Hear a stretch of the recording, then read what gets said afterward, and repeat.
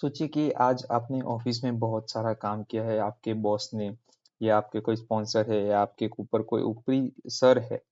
उन्होंने अपने आपको बहुत काम दे दिया और आप पूरा दिन स्क्रीन के सामने बैठे हो। अब आपको हो गया है हेडेक। तो अब क्या करोगे? नॉर्मली लोग क्या करते हैं कि जैसे कि कोई कोल्ड वाटर बैग होती है, कूल जेल पैक होता है, वो सिर पे रखते हैं।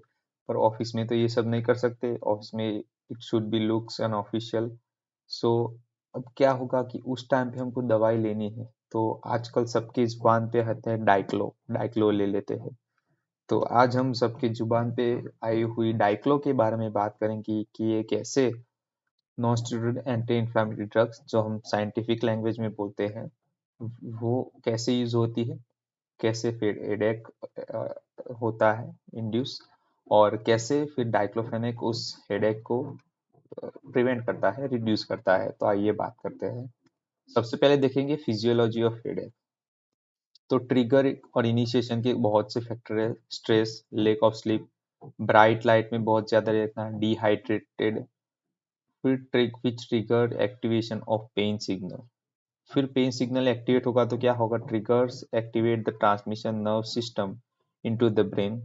ब्रेन तक ये सेंसरी सिग्नल्स जाएगा, send to the trigeminal nucleus. फिर वो रिलीज ऑफ न्यूरोकेमिकल्स। अगर पेन सिग्नल एक बार इंटरसेप्ट हो गया, फिर उसके बाद क्या होगा? सब्सटेंस बी, सीजीपीआर, न्यूरोकाइन ए, फिर प्रोस्टाग्लैंडिन्स जैसे ये न्यूरोकेमिकल्स होंगे, वो रिलीज होंगे।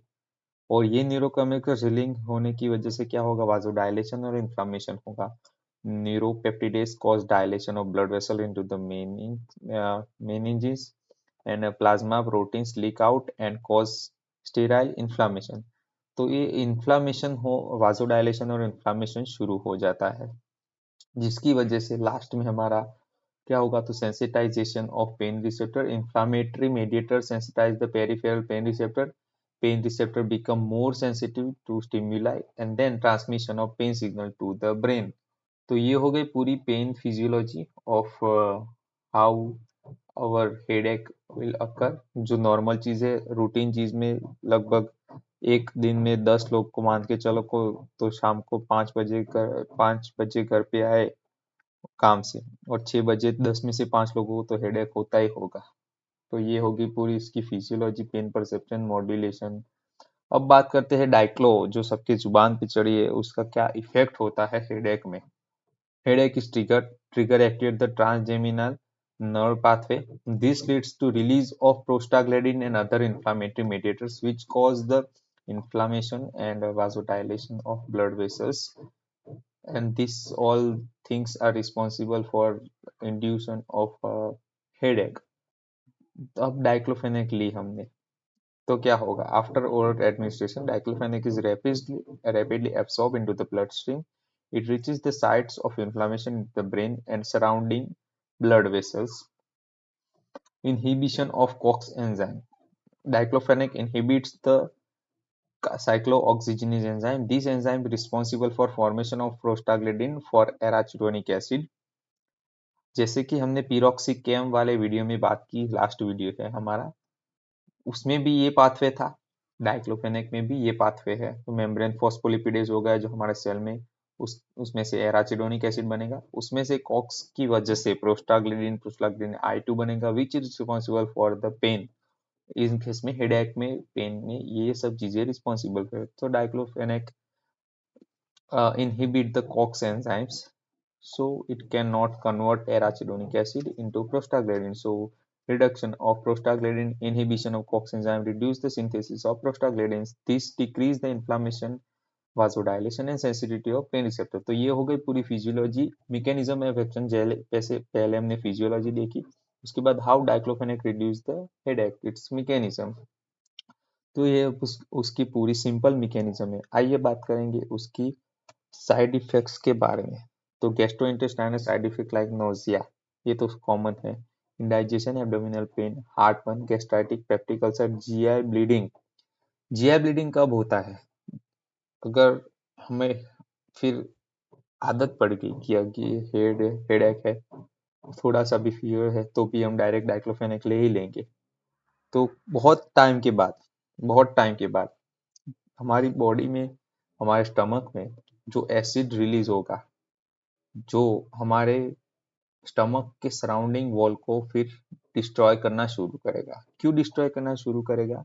क्योंकि ये प्रोस्टाग्लैंडिन है which is responsible for formation of protective layer into the stomach, and this protective layer prevent the damage of stomach wall from the acid, जिसकी वजह से हमारा ब्लीडिंग होगा। जो प्रोस्टाग्लैंडिन फॉर्मेशन नहीं होगा तो प्रोटेक्टिव लेयर भी नहीं बनेगा, जिसकी वजह से ब्लीडिंग होगा। हिपेटिक इफेक्ट की बात में तो elevated liver enzyme, hepatitis, jaundice, liver dysfunction. Renal effect भी आता है उसका, fluid retention, increase the blood urea and creatinine, reduce the kidney function, acute kidney injury. ये भी बहुत टाइम लेने के बाद होता है। कार्डियोवास्कुलर इफेक्ट है वो भी सब रेयर है, like increase risk of hypertension, fluid retention, oedema, increase risk of heart attack and stroke, skin and allergic reaction, rash, itching, urticaria, photosensitivity और ब्रोंकोस्पाज्म। ये भी सब रेयर साइड इफेक्ट है, पर yes we should know all the side effect about the diclofenac because हम ये daily basis पे लेते हैं। उसकी ड्रग इंटरेक्शन के बारे में बात करें तो कुछ कॉमन ड्रग है इंटरेक्शन में जो आती है, याद हो जाए, लाइक मिथोट्रिक्सेल, लिथियम एस इनहिबिटर, कुछ एनएसएड साथ में लेते हैं, डायूरेटिक्स और एंटीकोएगुलेंट्स। सो एंटीकोएगुलेंट्स बारे की बात करें तो increase the risk of GI bleeding हो रही है, और एंटीकोएगुलेंट भी साथ में ले रहे हो तो which increase the risk of GI bleeding. Diuretics बात करें तो reduce the diuretic efficacy because diclofenac is responsible for reduction of kidney function. That's why diuretics function will be reduced.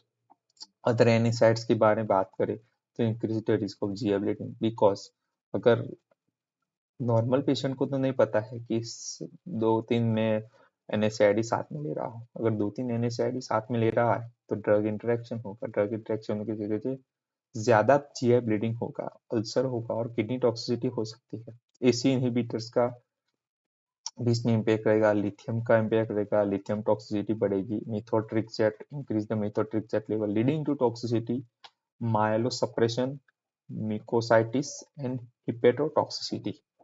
ये हो गए उसके किस क्लिनिकल इफेक्ट्स। तो ये हो गई पूरी हमारी ड्रग इंटरेक्शन।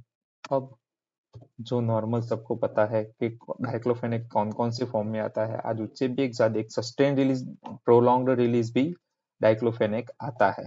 फिर डीएनपी, यूनिसन कंपनी का डाइक्लोफेनेक पैरासीटामोल सबसे सस्ता और सबसे अच्छा। फिर डाइक्लोजेसिक आता है टोरेंट का। ये सब ब्रांड है, हम कोई मार्केटिंग पर्पज से नहीं दिखा रहा है ये सब। अगर कोई स्टूडेंट देख रहा है, अगर कोई नॉर्मल इंसान देख रहा है तो उसको पता होना चाहिए कि मैं कौन सी मेडिसिन मेडिकल स्टोर पे जाके मांगू, किस ब्रांड की, कोई भी लोकल ब्रांड नहीं खानी है।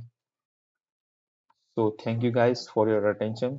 ये डेली बेसिस पे हम जो हमारे डेली बेसिस पे लाइफ में जो प्रॉब्लम्स आती है हेल्थ रिलेटेड, उसके बारे में वीडियो कवर करने की कोशिश करते हैं ताकि नॉर्मल पीपल भी हमारे साथ कनेक्ट कर पाए।